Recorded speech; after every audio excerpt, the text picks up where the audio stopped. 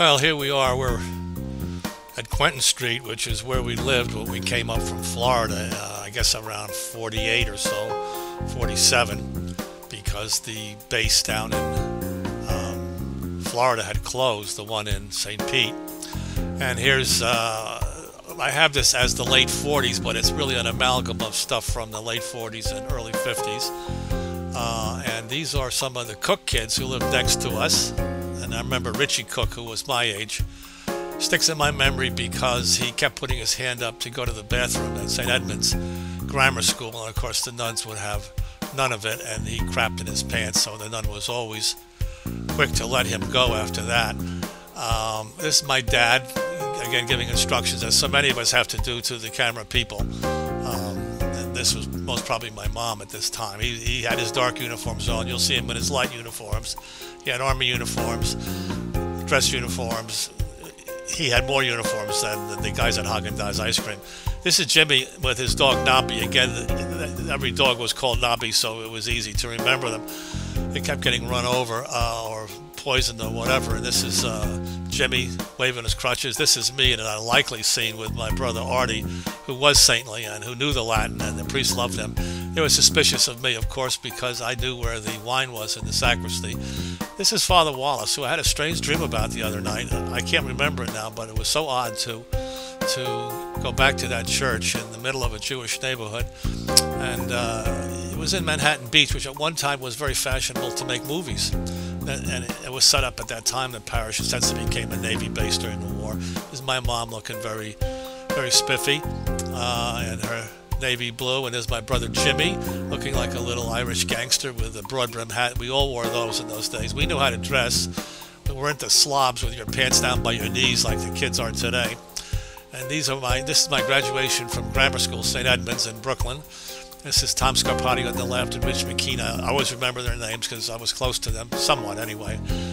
You know, I lived so far away from everybody. We lived in Sheepshead Bay and they lived up on Avenue U. So if you know Brooklyn, you know that we were far away. This is my dad. He took some pictures of the United States coming in, which had been rigged by the Defense Department to run like a destroyer on her trial run. She broke all the records, and nobody knew why until they looked in the machine room. It was revealed later that she was built to outrun everything in case of a war. There was never a war, so it was just a fast liner. This is Michael with Fran. Michael was very photogenic as a child. Something happened to him along the road. We don't know. But again, he has little diapers on and he's waving. This is the front porch. We lived on these were row houses, and there were 3 floors to them. I lived in the basement. This is a visit that my mom took and Dad took. I'm just trying to remember who it was because I know the women at the Sauerbeer's house, who were people who lived next to us in the row houses. Those are officers' quarters, and had moved away. There's the fabulous fat black Packard, which everybody... You know, that was a beast, wasn't it? Look at that, gleaming, huh? That was Charlie Sauerbar's, they were all naval officers, basically, you know. There's my mom and Rachel Sauerbeer, who was a nice woman, and they're kind of setting up the lawn here for a barbecue, I guess. And then you'll see my mom has given my dad a ration of shit about something in her own little way, and my dad knew he was in trouble. Look at Rachel, she's looking the other way, whatever it was.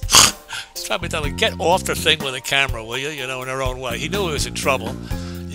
Rachel was just, things are getting out of hand here. Here's my dad. He just laughed it off. He didn't care. And but he knew. And then he comes in for a kiss with Rachel. He had balls, the old guy. I tell you that. And then Mom laughing, but I know he caught it on later that night. You know, there's some talk later on, I bet. Anyway, here's Michael again in a crib. As you can see, he's trying to figure out what's going on in this family he landed in. And there's my dad in his white uniforms. You know, he had the whole closet was a walk-in closet with uniforms so thick you didn't know, you thought it was a UN basically.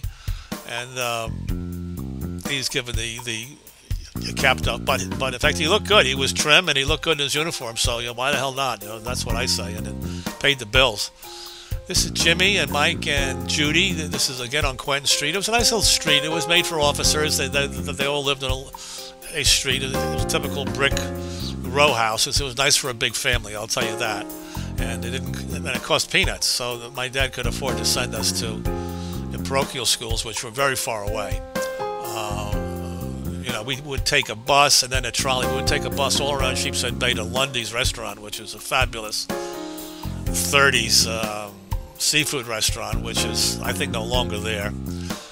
Once the brothers died, the thing went downhill. And then we would take a trolley for 3 cents up from Sheepshead Bay to Avenue U. So that was a good 3 or 4 miles, you know. This is Sheepshead Bay itself, which is quite fashionable at one time. You can see some of the clubhouses on the other side.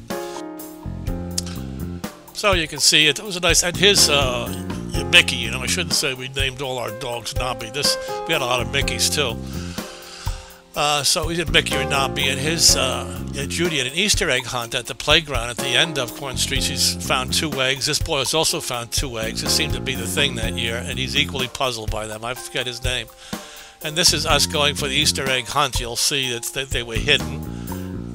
These were simpler times. I don't know if you get kids to do that today. They're too hip, and they know somebody hid them there. It's not the Easter Bunny. This is I think I don't know what this was. This was a trip up to Worcester, and for some reason we went to a mass. I used to think it was Father Joe's ordination, but it couldn't be because he shows up in civvies a little later here. But this is your Father Jim. That's one of my mom's brothers, one of the 5 brothers or 4 brothers. There's so many we couldn't keep count. And of course Grandma Drowan to the left there, and that's me looking very spiffy, my brother Artie, and we knew how to do the lip sync things, you know, how are you, that kind of stuff. Jim was quite a gabber, you know. He was a Jesuit, so he lived an austere life, but that was only a facade in his room, where he had only a small green rug and a table and a cot.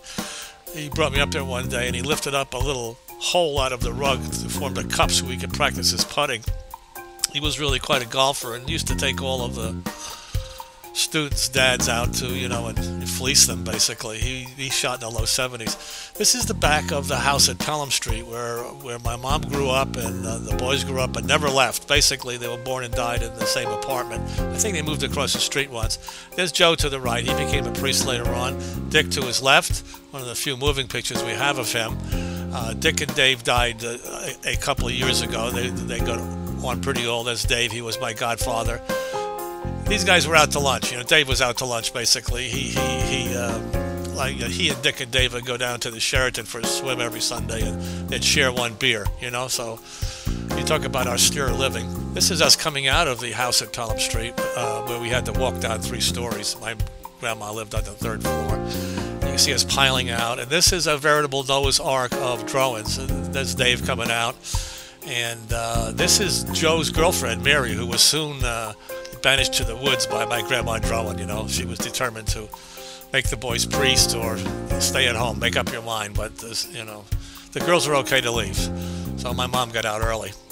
And there's Art coming back for a second take, and finally we have the appearance of Grandma Drowan, who was a piece of work. She had a little shot of whiskey in the morning. And she raised all those boys. They all went to the Army. She had 4 gold stars in the window during World War II. You know, they were all out there. My Uncle Tom wound up in Panama, where he married my Aunt Judy, who was quite wealthy and beautiful. And so you don't see him here. He's down in Panama living the life of the luxurious. This is Grandma Spring. You see Arthur back there like an acolyte, perhaps a cardinal, like attending the Pope, because she was a piece of work, I'll say that.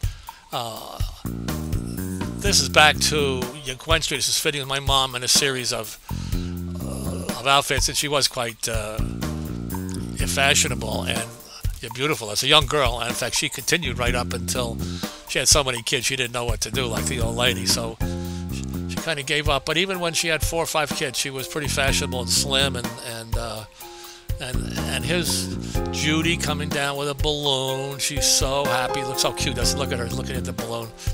My God.